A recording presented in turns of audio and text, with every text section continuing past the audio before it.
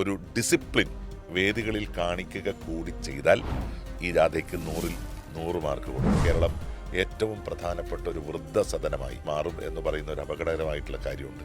ഈ തുടർ ഭരണം ഒരു ദുരന്തമായി മാറി എന്ന് കേരളത്തിൽ CPM-ന്റെ നല്ല കമ്മ്യൂണിസ്റ്റുകാർ പോലും പറയുന്ന ഒരു കാലഘട്ടത്തിലാണ് നമ്മൾ ജീവിക്കുന്നത്. കേരളത്തിൽ ഇപ്പോൾ ജാഥകളുടെ കാലമാണ്. അങ്ങോളം ഇങ്ങോളം പല പാർട്ടികളും ജാഥകൾ നടത്തിക്കൊണ്ടിരിക്കുന്നു. അതിൽ നിന്നും അല്പം വ്യത്യസ്തമാണ് പ്രതിപക്ഷ നേതാവ് VD സതീശൻ നയിക്കുന്ന പുതുയുഗയാത്ര എന്ന് പറഞ്ഞു കേൾക്കുന്നു. എത്രത്തോളം UDF-ഉം അതുപോലെ കോൺഗ്രസും ഒരു ഒത്തൊരുമയിൽ ഒരു ഐക്യത്തോടെ നീങ്ങാൻ ഈ ജാഥ കൊണ്ട് സാധിച്ചിട്ടുണ്ട്? എല്ലാ ജാഥകളും കാലങ്ങളായിട്ട് ആരംഭിക്കുന്നത് കാസർഗോഡ് ജില്ലയിൽ നിന്നാണ്. നേരത്തെ ഹൊസങ്കടിയിൽ നിന്നാണെങ്കിൽ ഇപ്പോഴത് ഈ നാഷണൽ ഹൈവേയുടെ വികസനം വന്നതിന് ശേഷം കുമ്പളയിലേക്ക് മാറ്റപ്പെട്ടിട്ടുണ്ട് എന്നുള്ളത് മാത്രമാണ് ഒരു വ്യത്യാസം. ആദ്യ യാത്ര ഗോവിന്ദ മാഷയുടെ നേതൃത്വത്തിലാണ് പോയത്. വികസന മുന്നേറ്റ യാത്ര എന്നാണ് അതിൻ്റെ പേര്. അപ്പോൾ അന്ന് അവിടെ ഒരു പ്രസംഗം നടന്നു. ആ പ്രസംഗത്തിൽ കേരളത്തിലെ ഏറ്റവും പ്രമുഖനായ ഒരു നേതാവ് സൂചിപ്പിച്ചത് യേശു ക്രിസ്തുവിന് മുമ്പ് വന്നത് സ്നാപന യോഹന്നാണ്. അപ്പോൾ അദ്ദേഹം വന്നതിൻ്റെ കാര്യം തന്നെ യേശുവിൻ്റെ വരവറിയിക്കാനാണ്.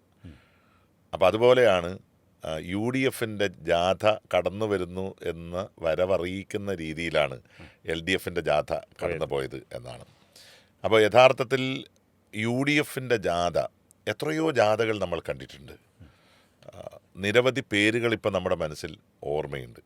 പക്ഷെ മുമ്പെങ്ങും കണ്ടിട്ടില്ലാത്ത രീതിയിലുള്ള ചില പ്രത്യേകതയെങ്കിലും ഈ പ്രതിപക്ഷ നേതാവ് ശ്രീ VD സതീശൻ നയിക്കുന്ന ഇപ്പോഴത്തെ ലക്ഷ്യബോധമുണ്ട്. അതെ, പുതുയുഗയാത്ര. അപ്പോൾ ആ പേര് തന്നെ വളരെ വ്യത്യസ്തമായിട്ടുള്ളൊരു പേരാണ് പുതുയുഗയാത്ര. സ്വാഭാവികമായും പുതുയുഗയാത്ര എന്ന് പറയുന്ന ഒരു പേരിനെ അന്വർത്ഥമാക്കുന്ന സംസാരം, അഭിപ്രായ പ്രകടനം, പ്രസംഗങ്ങൾ, ഡിബേറ്റുകൾ, ഫോറം ഇതെല്ലാം ഉണ്ടാവണം എന്നുള്ള ഒരു നിർബന്ധം സ്വാഭാവികമായും ജാഥയുടെ നായകൻ എന്നുള്ള രീതിയിൽ ശ്രീ VD സതീശനും അതുപോലെ തന്നെ കോൺഗ്രസ് നേതൃത്വത്തിനും ഉണ്ടായിക്കാണണം, UDF-നും ഉണ്ടായിക്കാണണം.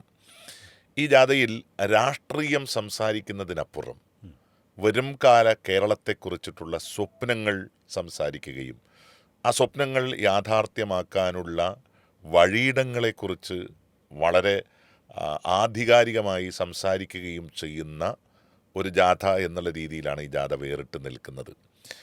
പ്രത്യേകിച്ചിട്ട് നമ്മളൊരു മാനിഫെസ്റ്റോ തയ്യാറാക്കുമല്ലോ സ്വാഭാവികമായിട്ട്. ഈ ജാഥ കഴിയുന്നതോടുകൂടി തെരഞ്ഞെടുപ്പിൻ്റെ ഗോതയിലേക്ക് പ്രവേശിക്കുകയാണ്. തെരഞ്ഞെടുപ്പിൻ്റെ ആദ്യത്തെ ഒരു ഉപകരണം എന്ന് പറയുന്നത്, അല്ലെങ്കിൽ ഏറ്റവും പ്രധാനപ്പെട്ട ഒരു കാര്യം എന്ന് പറയുന്നത് മാനിഫെസ്റ്റോ ആണ്. അപ്പം നേരത്തെയൊക്കെ അത് തയ്യാറാക്കാൻ 3, 4, 5 ആളെ വിദഗ്ധന്മാരെ ഏർപ്പാട് ചെയ്യും.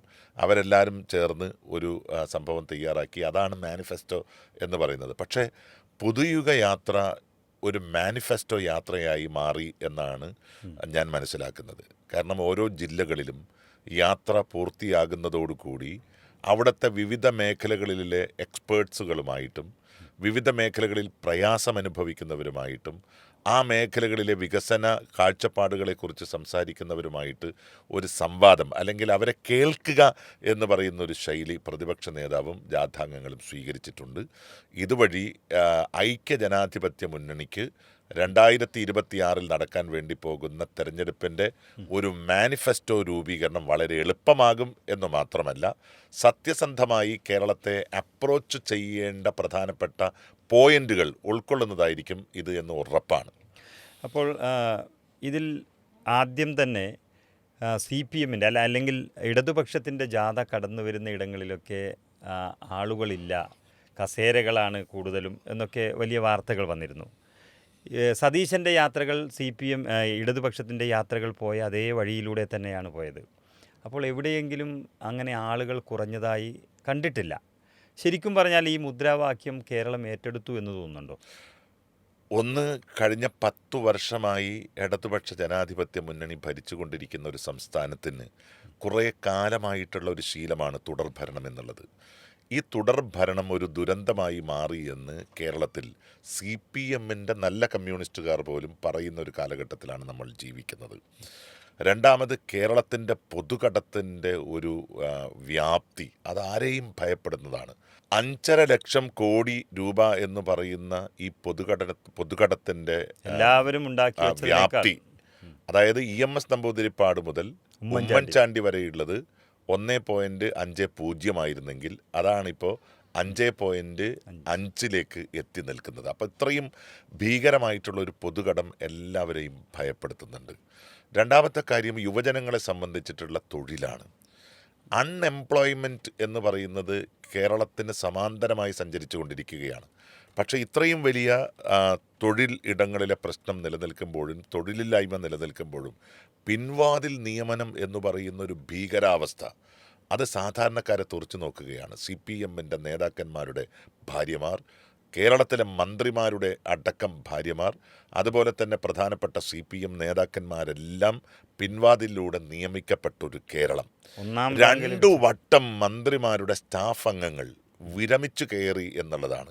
അതിൻ്റെ അർത്ഥം ഓരോ 20 മന്ത്രിമാർക്കും ചേർന്ന് 100 കണക്കിന് ആളുകൾ കേരളത്തിൻ്റെ പെൻഷൻ പറ്റുന്ന ആളുകളായി 2.5 വർഷം ജോലി ചെയ്ത് മാറിക്കൊണ്ടിരിക്കുന്നു എന്നുള്ളതാണ്.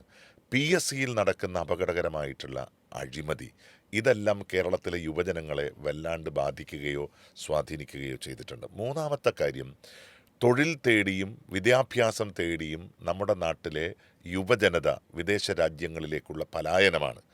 പഠിക്കാൻ പോയ വിദ്യാർത്ഥികൾ പഠനം പൂർത്തിയാക്കി തിരിച്ചു വരുന്നില്ല.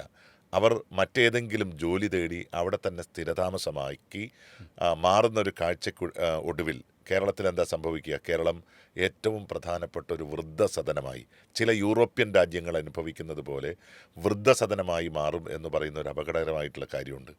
ലോകത്തിൻ്റെ മുമ്പിൽ കേരളത്തിൻ്റെ ഏറ്റവും വലിയ പ്രത്യേകത എന്ന് പറയുന്നത് ഹ്യൂമൻ റിസോഴ്സസ്, മാനവ വിഭവശേഷി എക്സ്പോർട്ട് ചെയ്യുന്ന ഇന്ത്യയിലെ തന്നെ ഏറ്റവും പ്രധാനപ്പെട്ട സ്റ്റേറ്റാണ് കേരളം.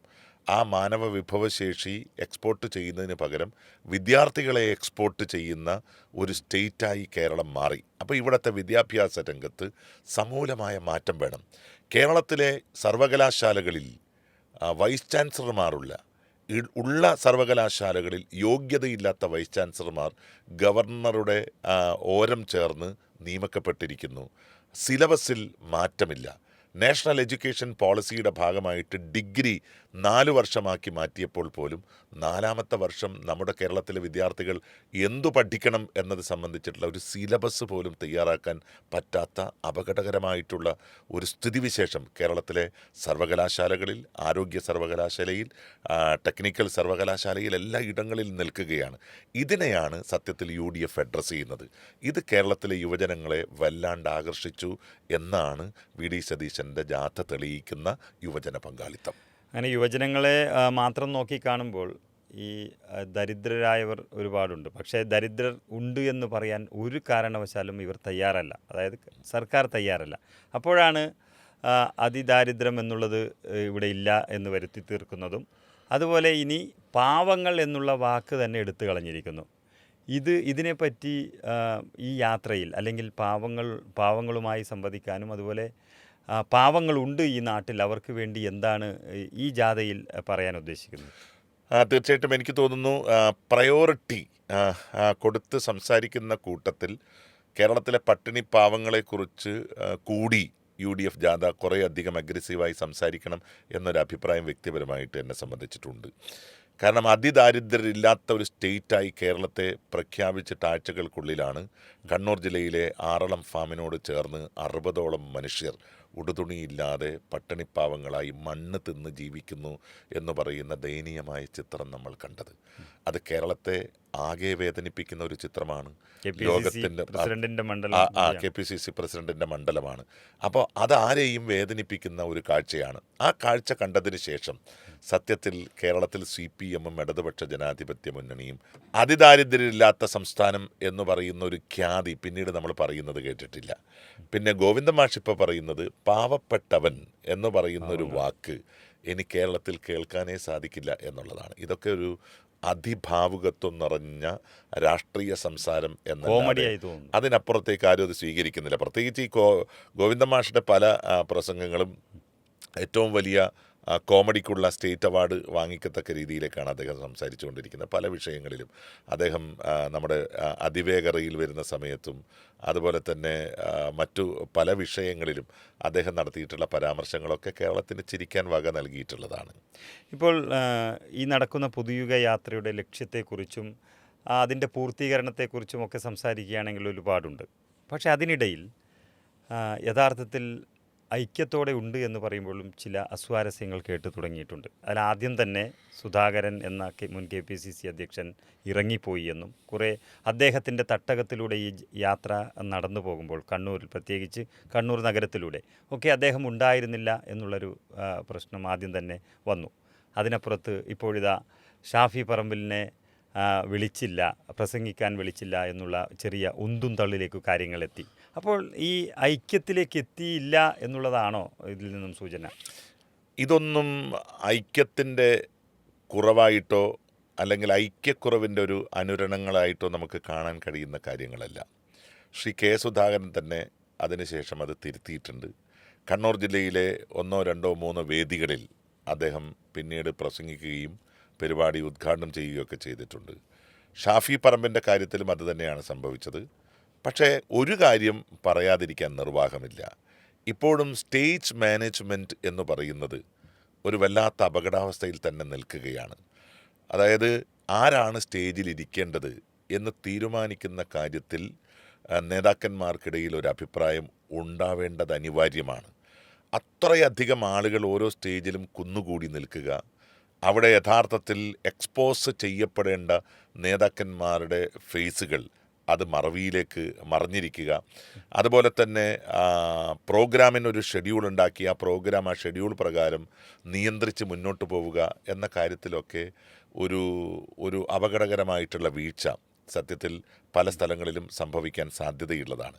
ഈ ഒരു ഘട്ടത്തിൽ ഇനിയുള്ള യാത്രാവേളകളിലെങ്കിലും ഈ സ്റ്റേജ് മാനേജ്മെൻറ്റ് അതാത് മേഖലകളിലെ സംഘാടകർ ശ്രദ്ധിക്കേണ്ടതാണ്. കാരണം ഇത്രയും ഗഹനമായ വിഷയങ്ങൾ സംസാരിച്ചു കൊണ്ടുപോകുന്നൊരു ജാഥ, ഇത്രയധികം ആളുകൾ വളരെ എക്സ്പെക്റ്റേഷനോട് കൂടിയിട്ട് കാണുന്ന ഒരു ജാഥ, ആ ജാഥ കേരളത്തിലെ അടുത്ത ഭരണത്തിലേക്ക് വരുന്നതിന് മുമ്പുള്ള ഒരു പ്രിപ്പറേഷൻ ജാഥ എന്നുള്ള രീതിയിൽ വിജയിച്ചു കൊണ്ടിരിക്കുമ്പോൾ ഇത്തരം ചെറിയ കാര്യങ്ങളിൽ പോലും നേതാക്കന്മാർ അവധാനത കാണിക്കണം എന്നുള്ളതാണ് വ്യക്തിപരമായിട്ട് എൻ്റെ അഭിപ്രായം എന്നല്ല, ഒരുപക്ഷെ അത് ലീഡർഷിപ്പിൻ്റെ ഇടയിൽ കൂടി ഉള്ള ഒരു അഭിപ്രായമാണ്. ആ അർത്ഥത്തിൽ ഒരു ഡിസിപ്ലിൻ വേദികളിൽ കാണിക്കുക കൂടി ചെയ്താൽ ഈ ജാഥയ്ക്ക് 100-ൽ 100 മാർക്ക് കൊടുക്കാം. അതായത് ഇതൊന്നും മാറ്റി നിർത്തിയാൽ മാത്രം ഇത് വിജയത്തിലേക്കും പൂർണ്ണതയിലേക്കും ആ ഒരു ഡിസിപ്ലിൻ്റെ കുറവാണ് നമ്മൾ ഇത്തരം സന്ദർഭങ്ങളിലൊക്കെ കണ്ടത്. യഥാർത്ഥത്തിൽ ഷാഫി പിണങ്ങിപ്പോയതല്ല എന്നാണ് ഞാൻ മനസ്സിലാക്കുന്നത്. പക്ഷേ ഷാഫി പോകുന്ന സമയത്ത് അദ്ദേഹത്തെ പിടിച്ചു വലിച്ച് പ്രസംഗിപ്പിക്കാൻ അവിടുത്തെ അധ്യക്ഷൻ ശ്രമിക്കുന്നു. പക്ഷേ അദ്ദേഹം പ്രതിപക്ഷ നേതാവ് പ്രസംഗിച്ചതിന് ശേഷം പോവാൻ വേണ്ടി ധൃതിപ്പെട്ടു പോകുന്നു. അപ്പോൾ അങ്ങനെയൊക്കെ മുല്ലപ്പള്ളി അങ്ങനെയൊക്കെ ഉള്ള രീതിയിൽ സംസാരിക്കപ്പെടുന്നു. പക്ഷേ ഇതൊന്നും യഥാർത്ഥത്തിൽ സംഭവിച്ചതല്ല. പക്ഷേ ഇത്രയധികം വിഷ്വൽ മീഡിയ നമ്മുടെ മുമ്പിൽ നിൽക്കുന്ന സമയത്ത് ഓരോ ചെറിയ കാര്യങ്ങളിൽ പോലും ശ്രദ്ധാലുക്കളായി നിൽക്കണം എന്നുള്ളത് രാഷ്ട്രീയത്തിലെ ഒരു വലിയ പാഠമാണ്.